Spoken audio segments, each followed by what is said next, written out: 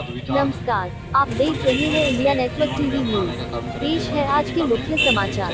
पेहोवा में आज शहीदी स्मारक पर शहीदी दिवस मनाया गया, जिसमें खेल मंत्री ने कार्यक्रम के शुभारंभ से पहले शहीदी स्मारक पर शहीदों को श्रद्धांजलि अर्पित की और उन्हें नमन किया।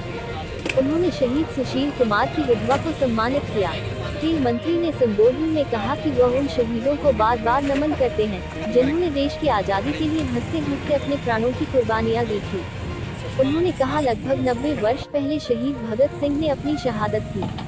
उन्होंने खासकर युवाओं से आह्वान किया कि शहीदों की जीवनियों को चाहे वो टीवी के या फिर किताबों के माध्यम से जरूर पढ़ें और देश सेवा के लिए हमेशा तैयार रहें। युवा वर्ग धैर्य व शिद्दत के साथ अपना लक्ष्य निर्धारित कर उसे पाने के लिए मेहनत करते रहें।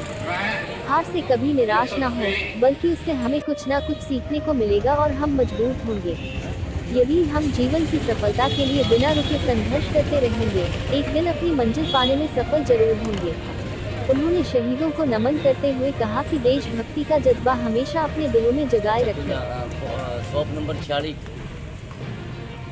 कहाँ से आया आप? इंडिया नेटवर्क टीवी न्यूज के लिए पेहोवा से यज्ञ दत्त शास्त्री की रिपोर्ट। हार मिलेगी, हम उससे कुछ न कुछ सीखेंगे। भारतीय जनता पार्टी के सभी कार्यकर्ता, मेरे बुजुर्ग, मेरे भाई, सभी यहाँ पर उपस्थित मेरे बहनें, सभी को मेरा प्रणाम, नमस्कार। आज 2022 चल रहा है और आप देखिए कि लगभग 90 साल के लगभग हो चुके हैं शहीद भगत सिंह जी और उनके साथियों को देश के लिए उन्होंने कुर्बानी दी। आज के युग के जो युवा हैं, मुझे लगता है कि हम सबको, मैं भी उसी में आता हूं, हम सबको उनके जीवन पर आधारित जितनी भी कथाएं हैं, कहानियां जो उनके जीवन पर आधारित हैं, किताबें हैं, चाहे वो टीवी के माध्यम से, चाहे वो किताब के माध्यम से, उनके जीवन पर जो भी लिखा गया है हमें पढ़ना चाहिए। आज युवा जब कोई लक्ष्य बनाता है और उस लक्ष्य को पाने के लिए, जब उसको लक्ष्य को पाने के लिए जब निकलता है तो बहुत सी कठिनाइयां आती हैं। ऐसी कठिनाइयां आती हैं जिसमें लगता है कि शायद हम कामयाब नहीं हों। कभी कभी ऐसा लगता है कि हम यहाँ पर रुक जाएं, क्विट कर दें, छोड़ दें इस चीज को, लेकिन वो कोई रास्ता नहीं है। हमें अपने लक्ष्य को बनाकर उसके ऊपर चलना चाहिए। कभी हार मिलती है, कभी जीत मिलती है, लेकिन हमारा लक्ष्य जो है उसको पाने के लिए हमें शिद्दत के साथ मेहनत करनी है। जो शिद्दत है वो हमें हमेशा जीत दिलाती है।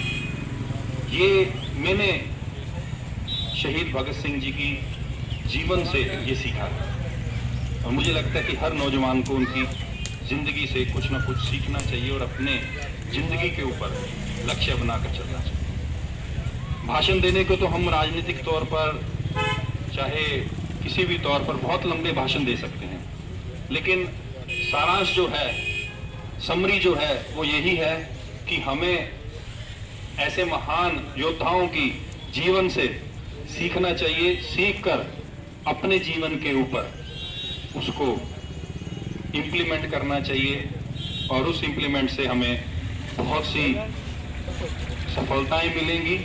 और जो हमारे युवाओं का, देखिए बुजुर्ग जो होते हैं हमेशा अपने लिए नहीं सोचते हैं। सोचते हैं क्या बुजुर्ग अपने लिए? वो अपने बच्चों के लिए सोचते हैं। अगर बच्चों के लिए सोचते हैं तो बच्चे भी, उनका जो सपना है उनके माता पिता का, कि वो अपने माता पिता का, अपने एरिया का, अपने हल्के का, अपने जिले का, अपने प्रदेश का, अपने देश का नाम रोशन करें, तो उसके लिए हमें अपना लक्ष्य बनाना चाहिए। और लक्ष्य में युवा, आजकल की जो पीढ़ी है, हमें लगता है कि हमें जल्दी से अगर कहीं हार मिलती है तो हमें निराश नहीं होना चाहिए।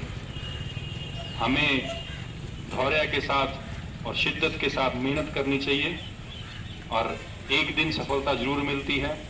हो सकता है कि आपकी एक हार हो, दो हार हो। मैं कहावत के लिए कहता हूं कि संसार में जब बिजली बनी थी, बिजली आज चलती है, लाइट जिसको हम बोलते हैं, जिसने ये बिजली बनाई थी वो कितनी बार असफल रहा है, किसी को नहीं पता है किसी को? लेकिन जब वो सफल हुआ सबको पता है। इसी प्रकार जब हम असफल होते हैं जिंदगी में, वो कोई नहीं पूछता।